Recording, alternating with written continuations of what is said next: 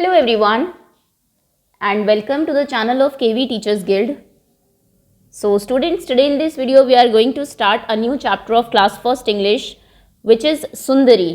आज हम लोग एक नया चैप्टर स्टार्ट करने वाले हैं इंग्लिश का जिसका नाम है सुंदरी. तो सबसे पहले तो आई रीड द चैप्टर को पढ़ेंगे, प्रोनाउंसिएशन देखेंगे एक एक वर्ड की, then I explain the chapter to you. आपको चैप्टर समझाया जाएगा. उससे पहले जितने भी चैप्टर में डिफ़िकल्ट वर्ड्स आए हैं सभी के ही वर्ड मीनिंग्स आपको बताए जाएंगे, जिससे कि जब आप लेसन को रीड करें, समझे, तो आपको प्रॉब्लम ना हो उन वर्ड्स को समझने में. ओके. और उसके बाद जो एनसीईआरटी के क्वेश्चन आंसर्स हैं उनको भी हम इसी वीडियो में डिस्कस करेंगे. तो चलिए शुरू करते हैं. अगर कोई भी बच्चा चैनल पर नया है तो वीडियो के नीचे देखिए राइट साइड में रेड कलर से सब्सक्राइब लिखा होगा. चैनल को सब्सक्राइब कर लीजिए. नीचे बेल आइकन होगा, उसको प्रेस कर लीजिए, जिससे कि नेक्स्ट टाइम कोई भी वीडियो आपकी आए तो आप उसको मिस ना करें. ओके, शुरू करते हैं अब. तो वर्ड मीनिंग में सबसे पहला वर्ड है आपका स्पेस. स्पेस मतलब होता है खाली जगह. जैसे कि थोड़ा स्पेस कर दीजिए, इनको भी बैठा लीजिए. स्पेस मतलब थोड़ी जगह खाली करना. ग्रास मतलब होता है घास, सिंपल. होल्ड करना यानी कि पकड़ना. होल्डिंग मतलब पकड़े हुए.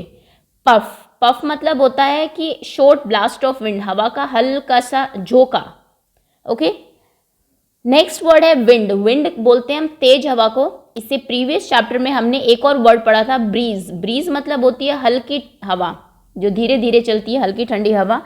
और यहाँ पर विंड मतलब होता है तेज हवा. ब्यूटीफुल मतलब होता है सुंदर. फेयर मतलब मेला, FAIR, फेयर मेले को बोलते हैं. बैंड मतलब होता है एक म्यूजिशियंस का जो बैंड होता है जिसमें बहुत सारे गाने वाले लोग होते हैं, उसको एक बैंड कहा जाता है.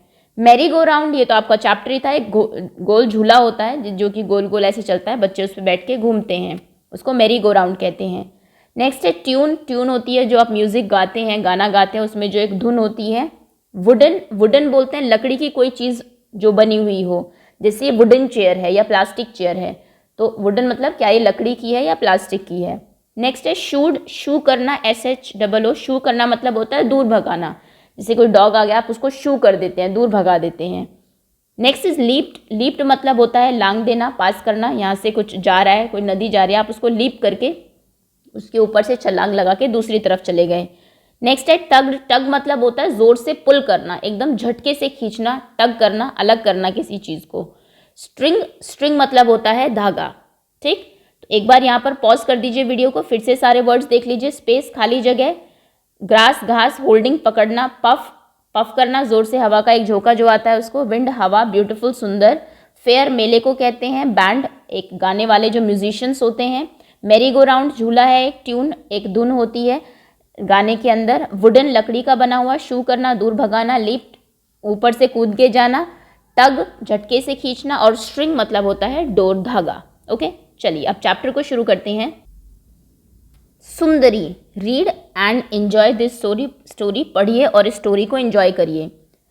सुंदरी was a big red white and blue kite. When Bobby made her she smiled at him. Okay, ये रीडिंग कर दी, आप भी एक बार खुद रीड कर लीजिएगा. मतलब बताते हैं. सुंदरी जो थी एक बड़ी रेड कलर की वाइट एंड ब्लू कलर की काइट थी, जैसे कि आपको यहाँ पर दिख रहा है. इसमें रेड कलर भी है, वाइट भी है एंड ब्लू भी है. तो हमें लगा था सुंदरी शायद किसी लड़की का नाम होगा, बट सुंदरी इस काइट का नाम है. काइट अर्थात पतंग. व्हेन बॉबी मेड हर, इस बच्चे का नाम है बॉबी. जब बॉबी उसको बनाया जब बॉबी ने, शी स्माइल्ड एट हिम, वो उसकी तरफ स्माइल कर रही थी, हंस रही थी. ये आपको दिख भी रहा है यहाँ पर. ओके. सुंदरी है इस पतंग का नाम. You are beautiful and I will call you Sundari, he said. तो अब बॉबी कहता है कि यू आर ब्यूटीफुल, तुम बहुत सुंदर हो, and I will call you सुंदरी, क्योंकि तुम ब्यूटीफुल हो. ब्यूटीफुल को हिंदी में सुंदर बोलते हैं, तो सुंदर हो तो मैं तुम्हें सुंदरी बुलाऊंगा. ठीक. वन डे, एक दिन, बॉबी टुक सुंदरी टू द फेयर. बॉबी एक दिन क्या करता है, टुक मतलब लेके जाता है, सुंदरी को एक फेयर में, एक मेले में लेके जाता है अपने साथ. The band was playing and everyone was smiling. जो बैंड था, म्यूजिशियंस थे बहुत सारे, गाने वाले थे बहुत सारे, वो अपना गाना बजा रहे थे. एंड everyone was smiling, और everyone मतलब सभी क्या कर रहे थे, स्माइल कर रहे थे, हंस रहे थे. मुस्कुरा रहे थे, नॉट हंसना।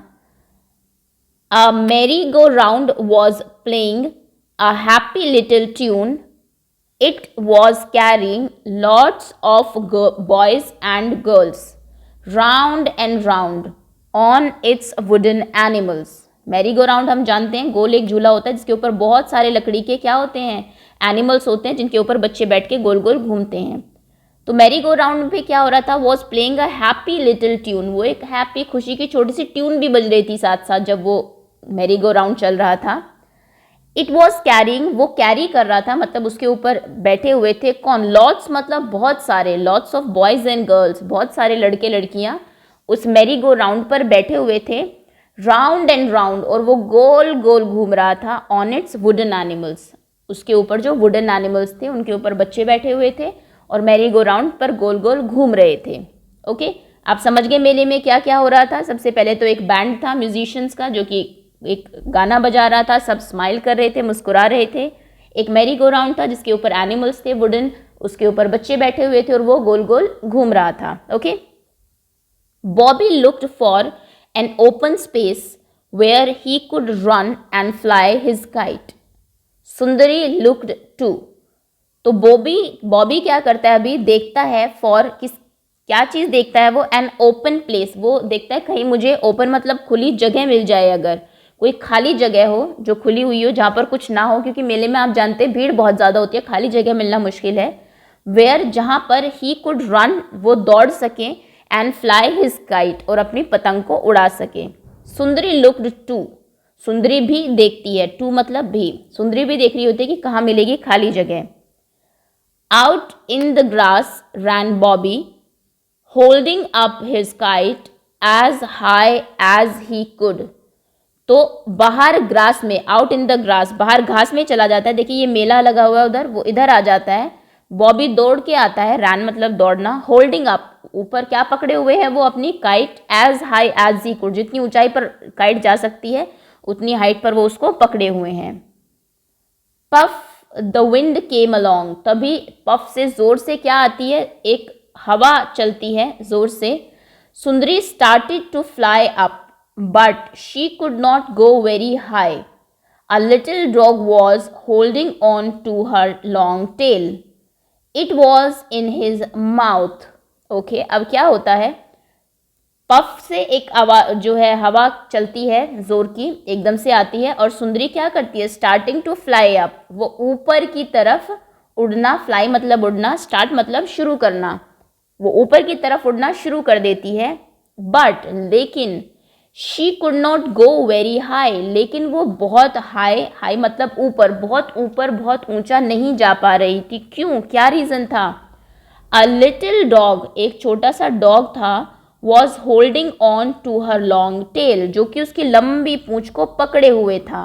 आपको दिख रहा है यहाँ पर, It was in his mouth, और वो उसके मुंह में थी, जो उसकी पूंछ है। ये देखिए बहुत सुंदर पतंग है, पतंग की टेल भी होती है, उसको सुंदर बनाने के लिए बनाते हैं, तो उसकी टेल को इस डॉग ने पकड़ लिया, इसलिए वो ऊपर नहीं जा पा रही थी। यही रीज़न है शायद से कि सुंदरी थोड़ी सी सैड भी दिख रही होगी आपको यहाँ पर। चलिए आगे आते हैं। Bobby should the dog away, Bobby क्या करता है, डॉग को दूर शू कर देता है, दूर भगा देता है। वी विल ट्राई अगेन, ये लिखा है we will, okay, will, we और विल की शॉर्ट फॉर्म है ये।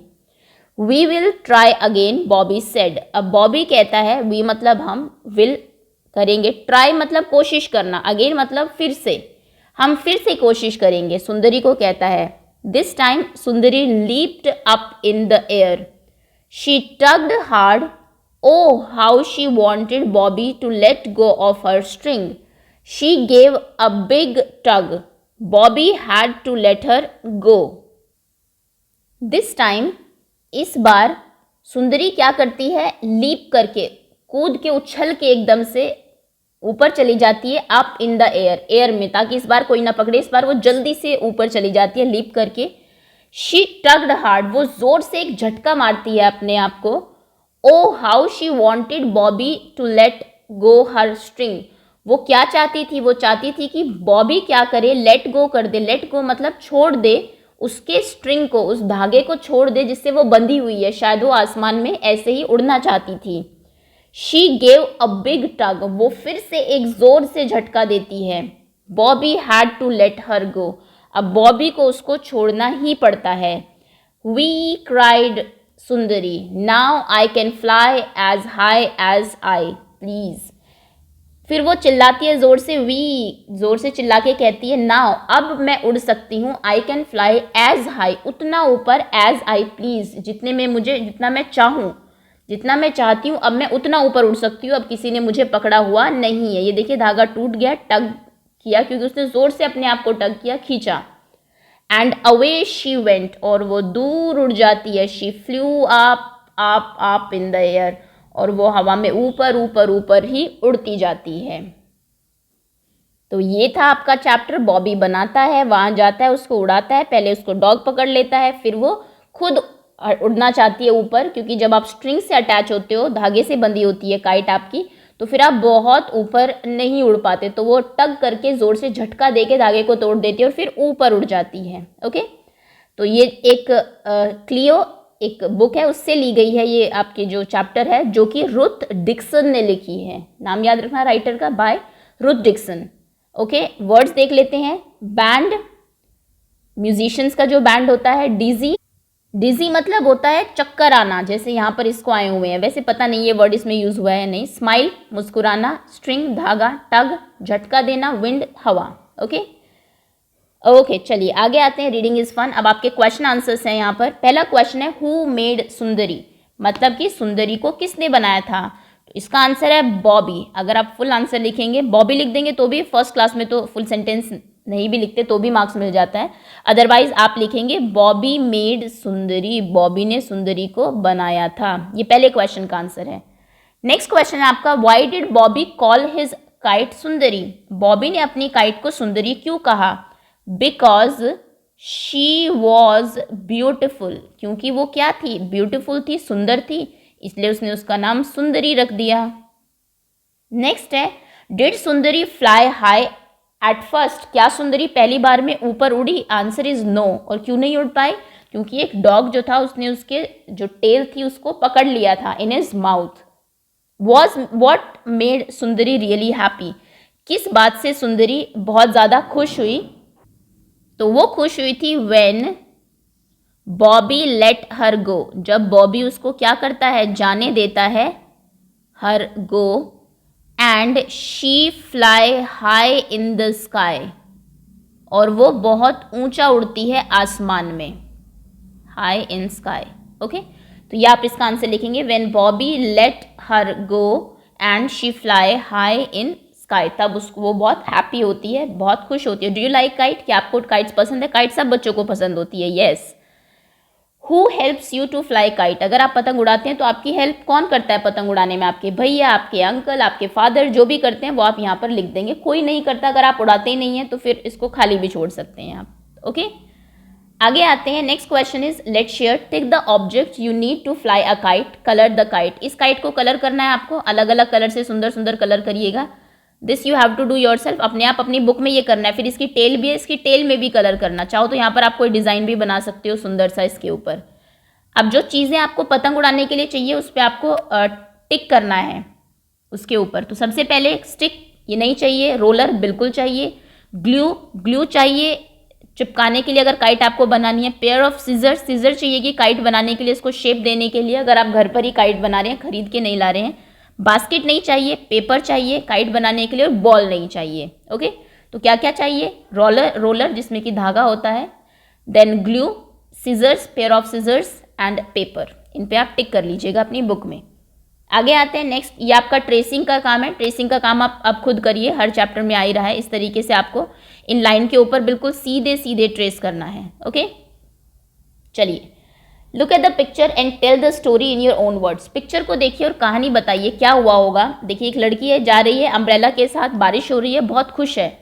फिर एक क्रो आता है और इसकी अम्ब्रेला को ले जाता है, ये देखिए यहाँ पर, और लेके आसमान में दूर उड़ जाता है। He flew high in the sky, उसके बाद वो जाके उसको अपसाइड डाउन, उल्टा पेड़ पे टांग देता है और उसके बेबीज को उसमें बैठा देता है। Now the crow is happy. Okay, उसके लिए घोंसला बन गया।